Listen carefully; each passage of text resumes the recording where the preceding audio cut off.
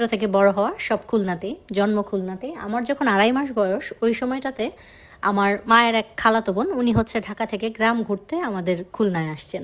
আসার পরে এখানে উনি ৪-৫ দিন থাকে আমাদের বাড়িতে। তখন আন্টি আসার পর আন্টি বারবার আমাকে যখনই কোলে নিতেন, তখন বারবার বলতেন, "তোর মেয়েটা খুব মিষ্টি।"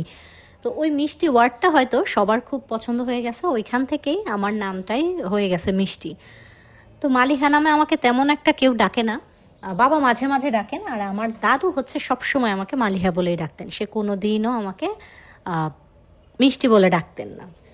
তো এভাবে তো ছোটোবেলা থেকে বেড়ে ওঠা। আমার যে ছোট সময়টা ছিলাম, ওই সময়টাতে আমি একদমই চুপচাপ ছিলাম। আর এখনও আমি খুব চুপচাপ, ঠান্ডা, শান্ত স্বভাবের মানুষ আর কি। ওইরকমভাবে চিল্লা চেঁচামেচি করা, খুব বেশি ঝগড়াঝাটি করা বা খুব হাসাহাসি করা, কথাবার্তা খুব বলা মানুষের সাথে, এগুলো আমি পারতাম না। ছোটোবেলায় একেবারেই পারতাম না। তো এভাবে তো বাসা থেকে কখনো বেরই হইতাম না।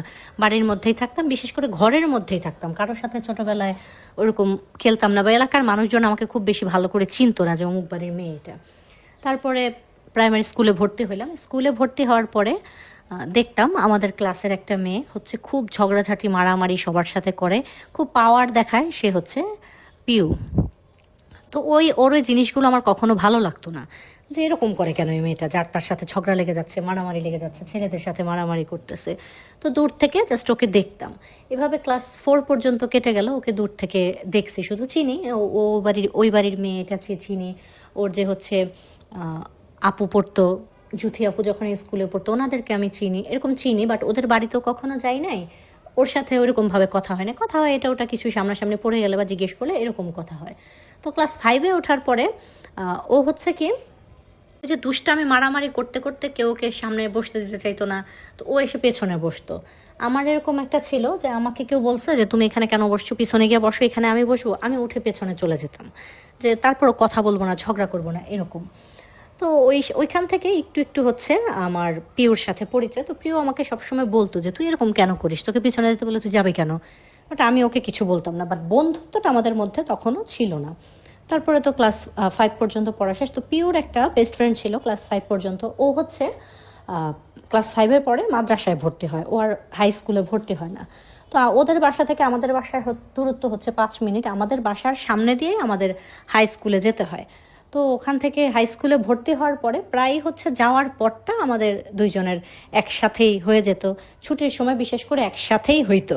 তো এভাবে 2-4-6 মাস যাওয়ার পরে আস্তে আস্তে পিওর সাথে আমার কথাবার্তা হয়, যেতে যেতে একটু একটু। তখন একটু বড় হয়েছি, একটু বুঝি। আর ও তো খুব হাসি খুশি, খুব উৎফুল্ল স্বভাবের মেয়ে। তো ও হচ্ছে সেধে সেধে কথা বলা, এটা ওইটা তুই তুকারি করে, মানে আমি ওর খুব ভালো বন্ধু এরকম একটা। তো এটা আরেকটু কারণ হচ্ছে আমাদের যে, আমরা যে ভর্তি হয়েছি, আমাদের যে ভর্তির রোলটা, সেটাও আমার ওর ছিল 37, আমার ছিল 39, ক্লাস 6-এর ভর্তি রোল।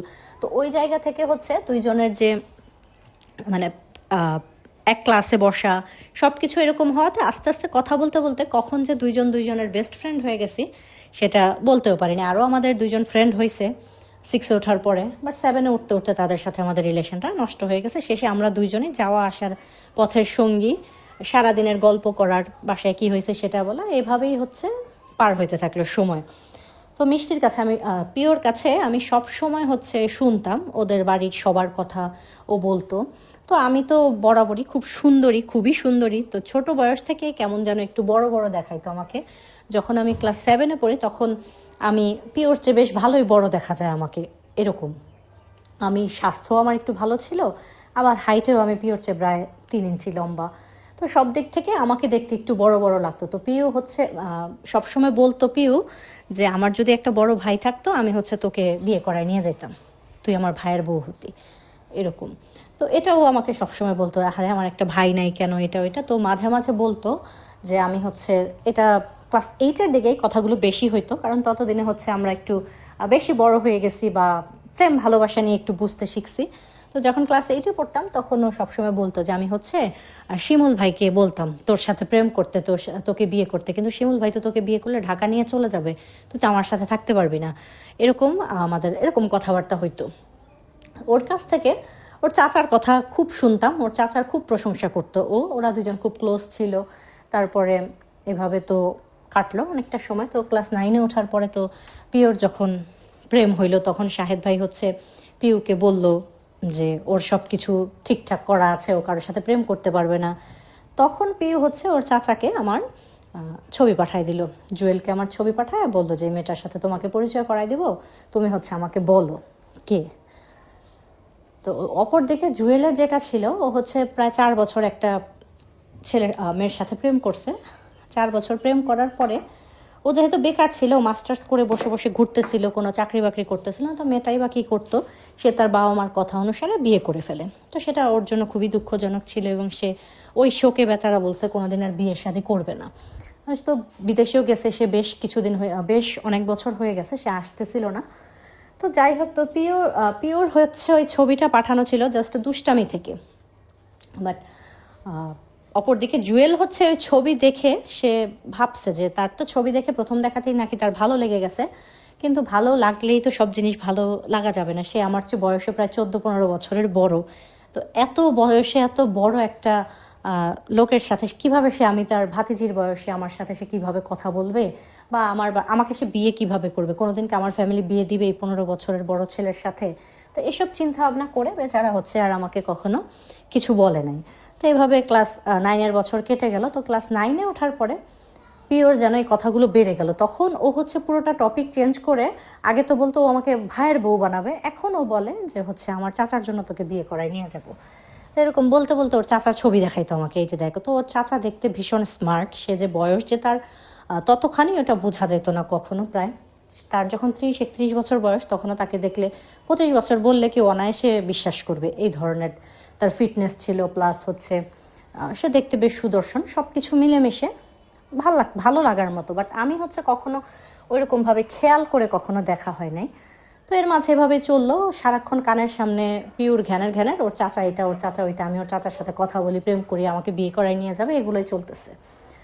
তারপরে যখন আমরা হচ্ছে ক্লাস 10-এ উঠলাম, ক্লাস 10-এ ওঠার পরে হঠাৎ করে একদিন আমার ফোনে বলতে আমাদের বাসায় হচ্ছে 2টা ফোন। বড় ভাইয়েরটা তো বড় ভাইয়ের কাছে থাকে, এছাড়াও 2টা ফোন, একটা মার পার্সোনাল ফোন, আরেকটা আছে আমার ছোট ভাইয়ের আর আমার। আমরা 2 ভাই 1 বোন। তো ওই ছোট ভাইয়ের আর আমার যে ফোনটা, আমরা দুজন হচ্ছে ওটার মধ্যে ইউটিউবে ভিডিও দেখি। এছাড়া তো আর কোনো কিছু নাই, তখনও ফেসবুক খোলা টোলা হয় নাই, ফেসবুক আইডি টাইডি। তারপরে হচ্ছে ওখানে ইমোতে দেখলাম যে ফোন আসছে। ফোন আসার পর তো আমি হচ্ছে পিওর চাচার ছবি দেখছি অনেক দিন আগে, বা ওদের বাসায় গেছি, দেখাইছি খেলায় দোলায়, তত খেয়াল নাই, বা ওনাকে দেখে যে আমি ক্রাশ খেয়ে যাব বা ওনাকে আমি পছন্দ করছি এরকম কিছুই না। জাস্ট আমার মাথায় নাই ওনার ছবি দেখছি, ওনার চেহারা কেমন ছিল। তো তারপরে হচ্ছে যখন উনি আমাকে ফোন দিল, তো প্রোফাইল পিকচারটা তো আমি দেখলাম, দেখার পরে চিনলাম না। তো আমি ফোন রিসিভ করার পরে সে সালাম দিলাম, জিজ্ঞেস করলাম কে। তখন সে বলতেছে মিস আপনার সাথে একটু কথা বলা যাবে। আমি বললাম যে কে আপনি। সে আবার এত সুন্দর করে কথা বলে, যেহেতু সে ঢাকায় পড়াশোনা করছে, সে মানে খুব স্মার্টলি কথা বলে, তার সাথে কথা বলে কেউ বলতে পারবে না যে সে খুলনার। আমাদের তো খুলনার আঞ্চলিক ভাষার যে টান চলে আসে কথা বলতে গেলে, বাট তাদের এরকম হয় না। যাই হোক, তো সে এরকম বললো, বলার পরে আমি বললাম যে না, আপনি তো অচেনা মানুষের সাথে আমি কথা বলি না, হ্যান ত্যান। তো অনেকক্ষণ এরকম ঘ্যানায় প্রায় 10-15 মিনিট কথা হওয়ার পরে আমি তাকে ব্লক করে দিলাম, কেটে দেওয়ার পরে। চিনি না জানি না, আর মা যদি টের পায় আমি কারোর সাথে ফোনে কথা বলতেছি, মাইরা ফেলবে না।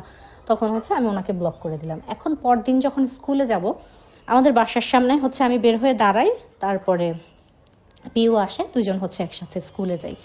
এখন আমি এসে দাঁড়াইছি, পিউ আসছে আমার সাথে, অটোতে উঠে বসছে, বাট আমার সাথে কথা বলতেছে না। তো আমি ওকে এটা জিজ্ঞেস করি, সেটা জিজ্ঞেস করি, ও কোনো কথা বলে না, একদম মানে অন্যদিকে তাকায় আছে, আমাকে চিনেই না এরকম একটা ভাব। তারপরে তো স্কুলে গেলাম, সারা ক্লাস অবধি পুরো ক্লাস চলে গেল, আমার সাথে কথা বললো না। টিফিন টাইমে জিজ্ঞেস করলাম, তখনও কথা বলে না। ছুটির সময় সে আমাকে অটোতে এসে বলতেছে আমার চাচা তোকে ফোন করছে, তুই কথা বলিস না কেন? আমি বলছি আমার চাচার বউ বানাবো তোকে, তুই তো আমার চাচার সাথে কথা না বলে আমার সাথে কথা বলতে পারবি না, আমাদের কোনো বন্ধুত্ব থাকবে না। ও বাবা, এটা কেমন কথা, তোর চাচার সাথে কথা না বলে তোর সাথে বন্ধুত্ব থাকবে না? দরকার নেই তোর সাথে বন্ধুত্ব, তো বাসার কাছাকাছি চলে আসছে। তো এটা বলে আমিও চলে গেছি, ও বাসায় চলে গেছে। সত্যি সত্যি আমি রাত্রে আবার ওকে ফোন দিছি, ও আমার ফোন ধরেনি, আমার সাথে কথা বলে নাই। এভাবে 1 সপ্তাহ চলে গেছে, ও আমার সাথে কথা বলে না। এখন আমার মানে সবার মধ্যে আমার যত কাজিন আছে তাদের সাথে আমার কোনো এরকম ভালো সম্পর্ক নাই। আমার শুধু ওর সাথেই মানে ভালো সম্পর্ক, বা আমার দুনিয়াটা আমি ওর সাথেই শেয়ার করি। এখন ওর সাথে কথা না বলতে পেরে মনে হচ্ছে আমার দম বন্ধ হয়ে আসতেছে। কোথাও মানুষ প্রেম করলে যখন ভালোবাসার মানুষের সাথে কথা না বলে যেরকম হয়, আমার ওরকম অবস্থা, আমি মরে যাচ্ছি। তখন আমি ওকে বাধ্য হয়ে ফোন করে বলি যে ঠিক আছে, তোর চাচাকে ফোন করতে বলিস, আমি কথা বলবো, তুই হচ্ছে আমার সাথে কথা বল। মানে ও জাস্ট আমাকে ব্ল্যাকমেইল করছে এই বিষয়টাতে। তারপরে আমি এরকম বললাম কথা বলবো। তো ওই যে মানে এই কথা ওকে ফোন দেওয়ার প্রায় 1 ঘন্টার পরই ওর চাচার ফোন আসছে। ফোন আসার পরে আমি বললাম যে দেখেন, সামনে তো আমার এসএসসি পরীক্ষা, এখন তো এরকমভাবে কথা বলা যাবে না।